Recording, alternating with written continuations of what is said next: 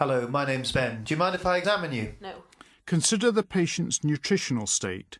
Record their height, weight, waist circumference and calculate the BMI. Look at your hands, please. Look for nail signs such as leukonychia or koilonychia. Turn them over for me. Palmar erythema is a sign of chronic liver disease, although it is normal in pregnancy.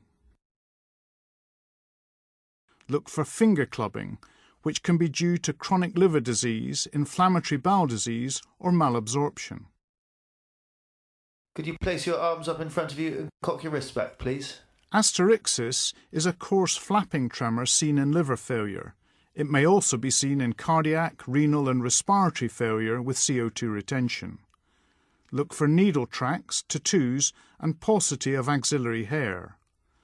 More than 5 spider nevi in the distribution of the superior vena cava is a sign of chronic liver disease, although again this can be normal in pregnancy. Remember to include the upper back. You'll need more exposure than is demonstrated here. Palpate for cervical node enlargement, which may be present in lymphoma or metastatic disease. Bilateral parotid swelling can be a feature of chronic alcohol abuse. Bring your legs back up. Just rest your head back. Look for spider nevi in the face and pallor and jaundice in the eyes. I'm going to look in your eye. Look up for me. Under natural light. And down. Jaundice is a diffuse yellow discoloration of the sclera. Now can you open your mouth? Look for angular stomatitis and mouth ulcers. Also inspect the teeth. You may smell a characteristic fetor. And stick your tongue out. The tongue can be affected by iron, B12 or folate deficiencies. I'm just going to lie you flat. Examine the abdomen with the head supported on a pillow to relax the abdominal muscles and with the arms by the sides. Expose from the xiphisternum to the pubic symphysis and look for scars, stomata, distension or pulsations. Do you have any pain anywhere? No. I'm just going to feel very gently. Let me know if it's sore. Ensure that your hands are warm and kneel beside the bed. Use your right hand, keeping it flat in contact with the abdominal wall, and avoid using your fingertips. Watch the patient's face throughout the examination for any sign of discomfort. I'm now going to feel deeper. Again, let me know if it's sore. Feel each region of the abdomen in turn with superficial palpation, then repeat with deeper palpation. If the patient reports a site of tenderness, begin distant from this and work towards it. In addition to feeling for tenderness and masses, assess the muscle tone.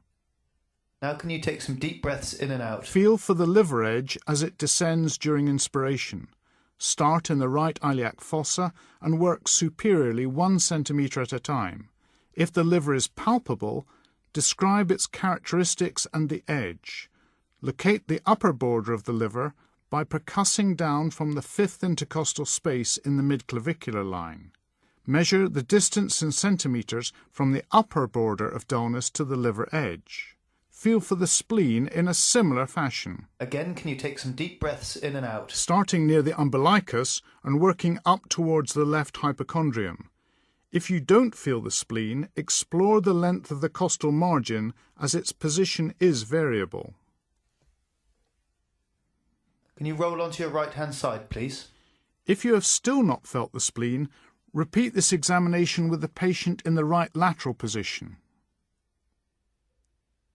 Take some deep breaths in and out again for me, please. Again, palpate using your right hand, starting at the umbilicus and working towards the left hypochondrium. Place your left hand behind the patient's left ribs, gently pulling the rib cage forward. And roll back onto your back. Percuss over the lower ribs and lateral chest wall to confirm or exclude the presence of splenic dullness. To detect lesser degrees of kidney enlargement, place one hand behind the patient's back below the lower ribs and the other anteriorly. You sometimes need to press firmly, but take care as this may be tender. The kidney is typically ballotable. Can I ask you to sit forward, please? With the patient sitting up, you can palpate the renal angles directly, but but take care if there is any tenderness. Let me know if it's sore. The renal angle is between the 12th rib and the lumbar vertebrae. Now I'm going to tap your back. Again, let me know if it's sore. If palpation is non-tender, gentle percussion with the closed fist may elicit tenderness. Check for pitting edema over the sacrum by applying pressure for a few seconds and seeing if indentation remains. Can you lie down flat again for me, please? Percuss from superior to inferior in the midline over the abdomen. The point at which resonance changes to dullness marks the top of the bladder. Percuss for ascites by starting in the midline and working laterally towards the flanks. With ascites, there will be dullness laterally. Can I get you to roll onto your left-hand side? Turn the patient and wait. A note change from dull to resonant is shifting dullness, indicating ascites. And could you roll back for me? And now can you place your hand down the middle of your tummy? A transmitted fluid thrill is another way to demonstrate gross ascites. The patient's hand prevents transmission of the impulse through their skin. Next, use the stethoscope diaphragm to auscultate for bowel sounds. The gurgling sounds of normal peristalsis are usually present every 5 to 10 seconds, but you need to listen for at least 2 minutes before concluding that they are absent. Listen over the kidneys for the bruit of renal artery stenosis and over the liver, where a bruit may be caused by hepatitis or hepatoma, and over the umbilicus for an arterial bruit that might suggest an atheromatous or aneurysmal aorta. Warn the patient before testing for succussion splash. I'm going to give your tummy a shake. An audible splash more than 4 hours after oral intake indicates delayed gastric emptying due either to gastric outlet obstruction or gastroparesis. Inspect the legs for pyoderma gangrenosum and for ankle edema, which may be due to hypoalbuminemia. Although not demonstrated here, you should also examine the hernial orifices and genitalia.